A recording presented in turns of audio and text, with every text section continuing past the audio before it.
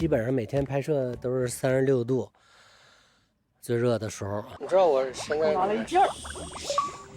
哎，你别说你，我这里边也花花。快喝水，花花，快喝！你是生完孩子的你呢？你呢？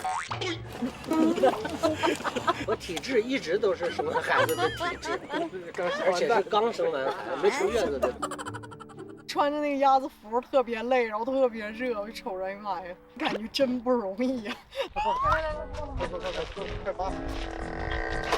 扒！整体往下吐，你看着，揪一下，揪一下。哎呦，哎呦，哎呦，哎呦，自己给自己那什么，搓了个泥儿啊！确实有，完全没搓过澡。粘就粘啊，别上下滑了。但是其实我觉得我还挺抗热的，好像还行。哎呀，4件衣服了。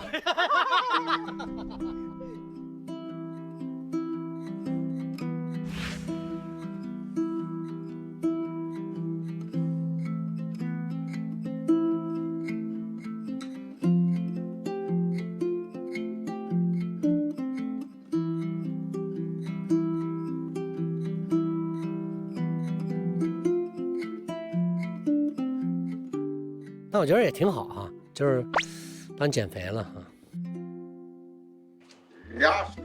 这次的难度我觉得要比西红柿大一些，对我来讲啊，一个是农村干部形象啊，一个它里边还涉及到俄语，还得戴假发啊，那个假发戴上实在是太难受了，你得忍受它像蚂蚁一样挠你，你知道吗？流进脸上，然后你舌头得会打嘟噜。要不然你这个俄语说不出来。你这东西有时候和包袱结合起来的时候吧，它有时候耽误你心理节奏，你知道吗？因为你想不起来它，你知道吗？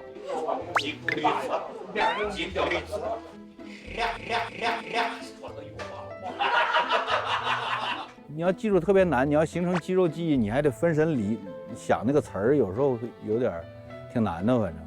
很高兴见到你，为今приятно вас видеть。